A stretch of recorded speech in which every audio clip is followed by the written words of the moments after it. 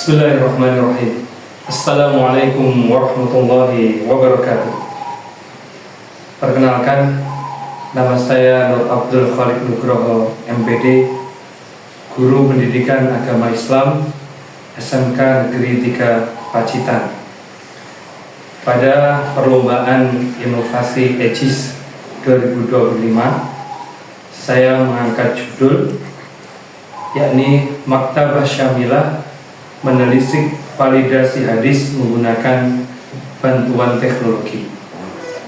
Jadi latar belakang dari inovasi saya adalah mencoba untuk meneliti atau memeriksa suatu hadis, apakah hadis ini benar-benar dari Rasulullah SAW atau justru hadis ini adalah palsu atau bukan dari Nabi Muhammad SAW.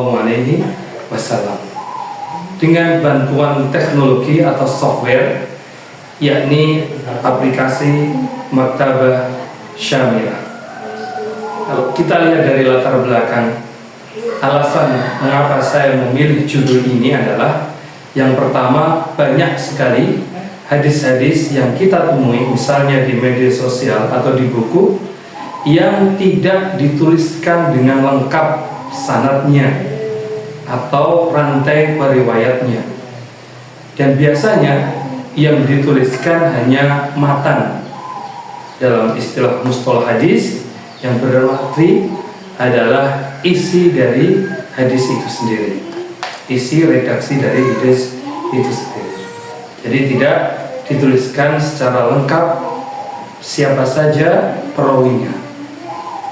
Rantai sanadnya itu tidak dituliskan secara lengkap, sehingga susah bagi kita untuk mengidentifikasi apakah hadis ini benar-benar dari Rasulullah SAW atau ada orang yang sengaja berdusta atas Nabi Muhammad SAW. Dan orang yang berdusta atas nama Nabi mendapatkan ancaman yang keras. Rasulullah SAW bersabda dalam hadis yang sahih, "Man kadzaba alayya muta'ammidan falyatabawwa maq'adahu minan nar." Barang siapa yang berdusta atas namaku, atas nama Rasulullah SAW, maka hendaklah dia memesan tempat duduk di neraka. Ini merupakan tahdzir, yakni ancaman yang sangat keras dari Rasulullah SAW kepada orang yang secara sengaja berdusta atas nama Nabi Muhammad SAW.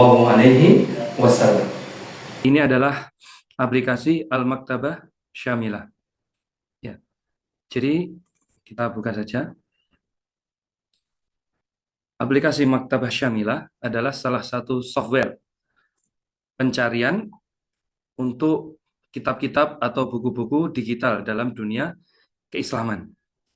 Di antaranya nanti ada akidah di sini, kemudian ada tafsir, ada ulumul Quran, ada tajwid wal qiraat, ada kutubus sunnah, buku-buku hadis, ada syuruhul hadis, penjelasan tentang hadis, kemudian ada ulumul hadis, ada usul fiqh, kemudian ada fikih Hanafi, Maliki, fikih Syafi'i, fikih Hambali, fikih secara umum, al-am, dan lain sebagainya.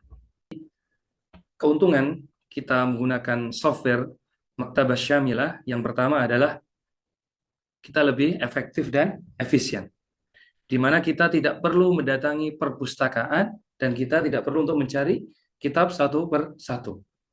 Menggunakan aplikasi software pencarian buku-buku digital ini sangatlah mudah. Contohnya kita bisa mencari di bahas ini. Kita ketikkan keyword atau kata kunci dari misalnya hadis yang kita cari, maka kita search, maka akan muncul hadisnya secara lengkap. Dan keuntungan yang kedua, ketika kita mencari hadis menggunakan aplikasi Maktabah Syamilah, akan lengkap. Jadi tidak hanya matan atau isi redaksinya, plus semua sanadnya nanti ada di situ. Jadi rangkaian para perawi atau rantai para periwayat itu sudah lengkap. Kemudian keuntungan yang selanjutnya, yang ketiga adalah kita mudah dalam mengintegrasikan ilmu-ilmu yang berkaitan dengan ilmu hadis tadi. Jadi selain kita mendapatkan teks hadisnya, kita juga akan bisa mencari syuruhul hadis. Yang saya checklist di sini adalah kitab penjelasan tentang hadis yang kita cari. Kemudian ada nanti tarojum wat tabaqat, ini yang saya checklist. Nah, ini berisi tentang biografi para perawi hadis. Kita bisa cari satu persatu. Nanti juga kita bisa mencari jarh wa ta'dil, bagaimana penilaian para muhaddisin terhadap para perawi. Apakah memberikan penilaian yang baik, thiqah, saduq, mutqin, adil, dan lain sebagainya, dhabit, atau justru memberikan kritik.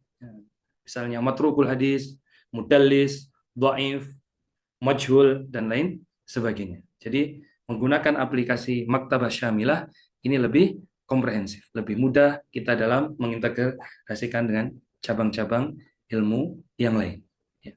Itulah beberapa keuntungan kita menggunakan aplikasi ini. Jadi lebih simpel, lebih fleksibel, bisa kita kerjakan di mana saja. Jadi, tapi dengan Maktabah Syamilah ini, kita mencari satu hadis misalnya, kita bisa mencari jalur periwatan yang lain, syawahidnya. Mungkin ada sahabat-sahabat yang lain yang meriwayatkan. Seperti nanti kita jelaskan, selain Abu Dawud ternyata ada 4 sahabat lain yang meriwayatkan hadis tentang larangan menyembunyikan ilmu. Adapun hadis yang kami teliti, yang kami periksa adalah hadis riwayat Al-Imam Abu Dawud. Hadis ini berkaitan tentang larangan bagi seorang yang berilmu dan menyembunyikan ilmunya, tidak mau menyebarkan ilmunya. Jadi hadis ini diriwayatkan oleh Imam Abu Dawud. Lantas bagaimana caranya kita menggunakan aplikasi Maktabah Syamilah? Yang pertama, kita buka dulu softwarenya. Kita buka aplikasi Maktabah Syamilah, kemudian pada bahas atau pembahasan pencarian kita ketikkan kata kunci atau keyword dari hadis yang kita cari. Misalnya saya tuliskan di sini man su'ila an ilmin fakatama. Jadi tidak ditulis secara lengkap, hanya bagian saja. Setelah itu kita checklist pada bagian kutubus sunnah, yakni tentang kitab-kitab hadis. Ya. Setelah itu kita checklist semuanya. Ya. Setelah itu kita klik tombol bahas, cari. Kita tunggu sebentar. Nanti akan keluar hadis-hadis yang kita cari. Nah, ternyata hadis ini banyak sekali perawi yang meriwayatkan. Di antaranya ada Musnad Ahmad ibn Hanbal, kemudian ada Sunan Ibnu Majah, kemudian di Sunan Abu Dawud sendiri, hadis utama yang kita cari, kemudian di mana lagi? Mu'jam Shaghir, kemudian Mu'jamul Kabir di Tabrani oleh Imam Tabrani, dan lain sebagainya. Kita cari dulu yang riwayat Abu Dawud. Ya, ini hadisnya. Hadisnya kita bacakan secara lengkap dengan sanadnya. Bismillahirrahmanirrahim. Haddatsana Musa ibn Ismail, haddatsana Hammad, haddatsana Ali bin Hakam, an Atha, an Abi Hurairah qala qala Rasulullah sallallahu alaihi wasallam man su'ila an ilmin fakatamahu aljamahu Allahu bilijamin min narin yaumal qiyamah. Telah menceritakan kepada kami Musa bin Ismail, telah menceritakan kepada kami Hammad, telah menceritakan kepada kami Ali bin Al-Hakam dari Atha, dari Abu Hurairah, qala berkata, Qala Rasulullah sallallahu alaihi wasallam, sesungguhnya Rasulullah sallallahu alaihi wasallam bersabda, "Man su'ila an ilmin," barang siapa yang ditanya tentang suatu ilmu, fakatamahu, kemudian dia menyembunyikan ilmu tersebut, aljamahullahu bilijamin min narin yaumal qiyamah, maka Allah akan memberikan tali kekang kepadanya dari api neraka kelak ketika di hari kiamat. Nah, kita akan mengecek, memeriksa apakah hadis ini benar-benar sahih dari Rasulullah SAW atau justru naudzubillah ini hadis palsu. Maka kita cek. Bagaimana cara mengeceknya? Yang pertama, kita akan cek sanadnya, yakni urutan para perawi riwayatnya. Ya. Setelah kita cek dengan Maktabah Syamilah, ternyata di sini ada 6 orang perawi yang meriwayatkan hadis ini. Yang pertama adalah Al-Imam Abu Dawud. Beliau mengambil hadis ini dari gurunya yang bernama Musa bin Ismail, perawi yang kedua. Kemudian Musa bin Ismail mengambil hadis ini dari gurunya, yakni Hammad bin Salamah, sebagai perawi yang ketiga. Kemudian Hammad bin Salamah mengambil hadis ini dari gurunya yang bernama Ali bin Al-Hakam sebagai perawi yang kelima. Kemudian Ali bin Al-Hakam mengambil hadis ini dari gurunya yang bernama Atha bin Abi Rabah sebagai perawi yang kelima. Kemudian Atha bin Abi Rabah mengambil hadis ini dari gurunya sebagai perawi yang keenam, yakni Abu Hurairah. Jadi hadis ini diriwayatkan oleh Abu Dawud dan sanadnya ada 6 orang perawi tadi. Nah, untuk mengecek suatu hadis itu sahih atau tidak, maka ada paling tidak 2. Yang pertama adalah cek sanad, kualitas para perawinya, kemudian ketersambungan sanadnya nanti. Kemudian poin yang kedua, dicek matannya atau isi redaksi hadisnya. Apakah hadis tadi bertentangan dengan dalil yang lebih kuat, misalnya bertentangan dengan Al-Quran, atau bertentangan dengan hadis mutawatir atau tidak. Hadis mutawatir adalah hadis yang diriwayatkan oleh banyak jalur perawi, oleh banyak riwayat, dan tidak mungkin semua riwayat tadi bersekongkol untuk berdusta. Nah, maka setelah kita cek dalam kitab Rijalul Hadis atau kitab tentang biografi para perawi hadis, ternyata Abu Dawud, kita mulai cek dari Al-Imam Abu Dawud, ini mendapatkan penilaian dari para muhaddisin yang luar biasa. Beliau adalah Al-Imam Al-Hadis, ya, tidak diragukan lagi beliau adalah imamnya hadis. Kemudian beliau seorang yang thiqah, seorang yang bisa dipercaya, seorang yang adil, dan seorang yang dhabit, kuat hafalan dan ingatannya. Kemudian juga beliau mendapatkan gelar Al-Hafidh. Ini luar biasa. Maka tidak ada yang melemahkan dari sisi sanadnya. Tidak ada yang melemahkan kualitas dari Al-Imam Abu Dawud. Kemudian perawi yang kedua, Musa bin Ismail. Nah, Musa bin Ismail ini ternyata juga perawi yang luar biasa. Beliau dikatakan juga seorang yang thiqah, seorang yang sangat bisa dipercaya, baik karena keadilannya, karena ilmunya, karena kuat hafalannya, dhabitnya, dan lain sebagainya. Beliau juga dikatakan sebagai seorang yang mungkin, yang tentu ingatan dan hafalannya sangat kuat, luar biasa. Kemudian perawi yang ketiga bernama Hammad bin Salamah. Beliau juga mendapatkan gelar thiqah dari para ulama jarh wa ta'dil, ya. Seorang yang bisa dipercaya, seorang yang adil, seorang yang dhabit, kuat hafalan dan ingatannya. Beliau juga mendapatkan gelar Al-Hafidh. Itulah adalah perawi yang ketiga, Hammad bin Salam. Kemudian perawi yang keempat, Ali bin Al-Hakam. Ternyata beliau juga thiqah.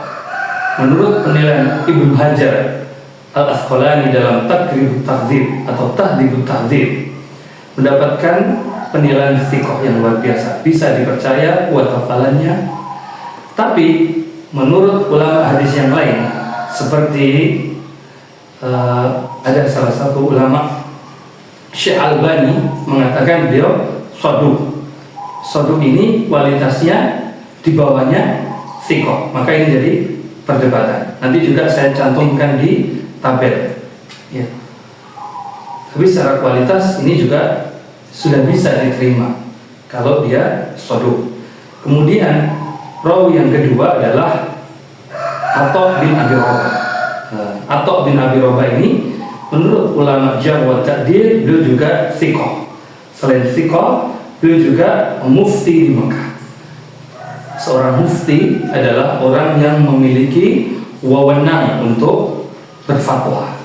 Kalau di Indonesia kita mengenal ada Majelis Ulama Indonesia atau MUI, dan dia bisa dipercaya juga.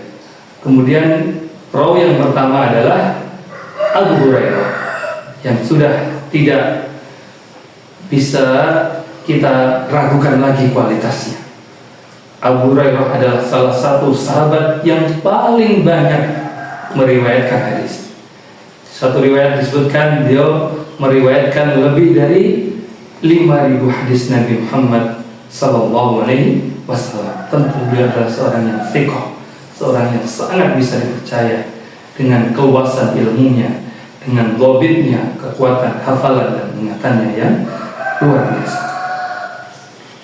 Maka pada sebuah kesimpulan, kalau kita cek dari sisi sanad, 6 perawi yang meriwayatkan hadis tentang larangan menuntut ilmu, larangan menyembunyikan ilmu ini tidak ada masalah sama sekali, karena keenamnya mendapatkan derajat yang luar biasa. Tadi thiqah, orang yang adil, orang yang dhabit, ada yang saduq. Tadi yang dipermasalahkan adalah Ali bin Al-Hakam, yang menurut Syekh Albani ini saduq. Adapun menurut Ibnu Hajar Al-Asqalani, beliau adalah seorang yang thiqah. Kemudian yang kedua, kita cek dari sisi matan. Mohon maaf, sebelum kita cek dari sisi matan adalah dari ketersambungan sanad. Di sini menggunakan haddatsana. Nah, ini menunjukkan kata para ulama sima min lafdhi syekh. Jadi Abu Dawud, Musa bin Ismail, Hammad ini mendengar langsung dari gurunya, ya. Datang ke majelis gurunya, mendengarkan langsung, kemudian menulis catatan untuk hadis tadi dicatat. Ini menunjukkan bahwa beliau-beliau mereka ini bertemu dengan gurunya dan mengambil langsung hadis tersebut dari gurunya. Lebih lengkapnya nanti di tulisan kami sudah kami tuliskan kapan lahirnya, kemudian kapan wafatnya. Jadi periodisasi dari ulama ini, misalnya Musa bin Ismail, kapan dia mengambil hadis dari Hammad itu harus terekam, ya, harus terekam periodenya. Kalau ternyata Musa bin Ismail dengan Hammad bin Salam yang tidak dalam satu periode hidupnya, ya, bagaimana mungkin dia bisa meriwayatkan si Musa ini? Bagaimana mungkin dia bisa meriwayatkan atau mengambil hadis dari Hammad? Wong selisih hidupnya jauh misalnya. Nah, makanya pentingnya ketersambungan sanad itu di sini. Dan kita cek semuanya ternyata tidak ada masalah. Sehingga ini dari sisi sanad aman, bahwa perawinya tidak ada yang bermasalah, semuanya bisa dipercaya. Kemudian yang kedua, kita cek dari sisi matan. Sisi matan itu artinya dari sisi isi redaksi hadisnya. Isi redaksi hadisnya ini ternyata tidak bertentangan dengan dalil yang kualitasnya lebih tinggi, yakni di Al-Quran. Allah sebutkan di surat Al-Baqarah surat kedua ayat 159. A'udzu billahi minasyaitonir rajim. Innal ladzina yaktumuna ma anzalna minal bayyinati wal huda min ba'di ma bayyana lin-nasi fil kitab ulaika yal'anuhumullahu wa yal'anuhumul la'inun. Sesungguhnya orang-orang yang menyembunyikan apa yang telah kami turunkan berupa keterangan-keterangan yang jelas dan petunjuk setelah kami menerangkannya kepada manusia di dalam Alkitab, mereka itu dilaknat oleh Allah dan dilaknat pula oleh semua makhluk yang dapat melaknat. Quran Surah Al-Baqarah ayat 159. Ya, berdasarkan ayat ini hampir sama. Jadi orang yang menyembunyikan apa yang sudah Allah turunkan di dalam Alkitab, keterangan-keterangan yang jelas di dalam Al-Quran, kemudian sama orang alim ini disembunyikan, maka Allah akan janjikan kepada dia laknat, hukuman nanti di akhirat, dan juga laknat dari makhluk Allah yang lain yang bisa melaknat. Maka secara matan hadis ini sangat tidak bertentangan dan sejalan lurus dengan dalil Al-Quran atau dalil yang kualitasnya lebih tinggi. Kemudian adalah tantangan dan solusi dari inovasi ini adalah di aplikasi ini semuanya menggunakan bahasa Arab, sehingga keterbatasannya kalau kita ajarkan kepada siswa paling tidak harus belajar tentang bahasa Arab. Tapi ini bisa disiasati dengan menggunakan kamus ilmu hadis digital, kemudian ada Google terjemahan, kemudian bisa gabung ke komunitas peneliti hadis online, bisa konsultasi dengan orang yang mengerti, orang alim dan lain sebagainya. Ya, maka dari inovasi kami ini kami simpulkan hadis yang diriwayatkan oleh Al-Imam Abu Dawud ternyata dari sisi sanad ya tidak ada masalah. Para perawinya tidak ada yang bermasalah, semuanya thiqah. Walaupun tadi ada Ali bin Hakam yang diperselisihkan oleh para ulama. Ada Syalbani mengatakan suatu kualitasnya, adapun Ibnu Hajar mengatakan thiqah, bisa dipercaya. Walaupun suatu ini kualitasnya lebih rendah dibandingkan thiqah. Kemudian setelah kita cek di riwayat yang lain, hadis yang semakna, ternyata hadis ini yang diriwayatkan oleh Imam Abu Daud ini diriwayatkan oleh 5 sahabat yang berbeda. Nah, dalam ilmu hadis namanya syawahid ya, diriwayatkan oleh 5 sahabat yang berbeda, sehingga membuat kualitasnya semakin baik ya.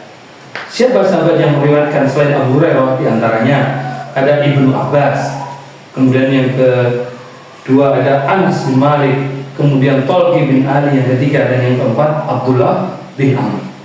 Jadi total ini melalui 5 jalur sahabat.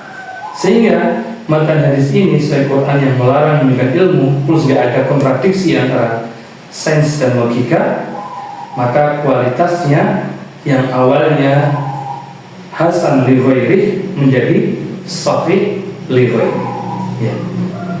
Kenapa berkualitas hasan? Karena ada dari perawi yang dipermasalahkan. Yang pertama Ali bin Hakam, ada yang mengatakan suatu, ada yang mengatakan thiqah.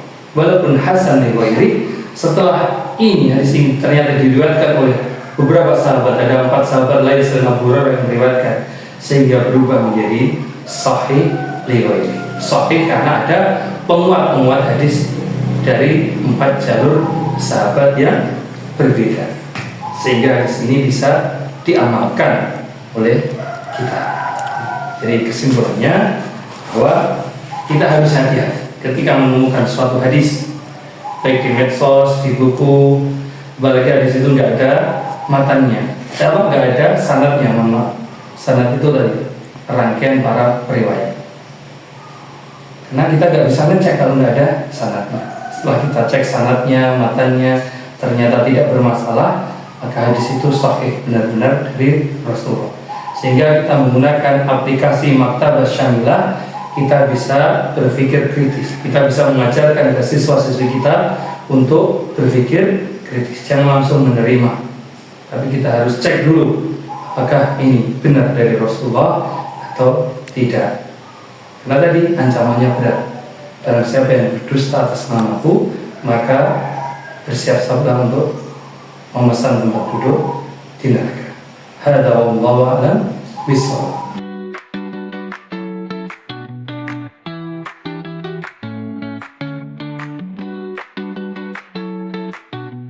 Mungkin itu inovasi yang saya lakukan. Nanti lebih jelasnya bisa dicek di tulisan yang sudah kami tulis. Terima kasih dan mohon maaf. Assalamualaikum warahmatullahi wabarakatuh.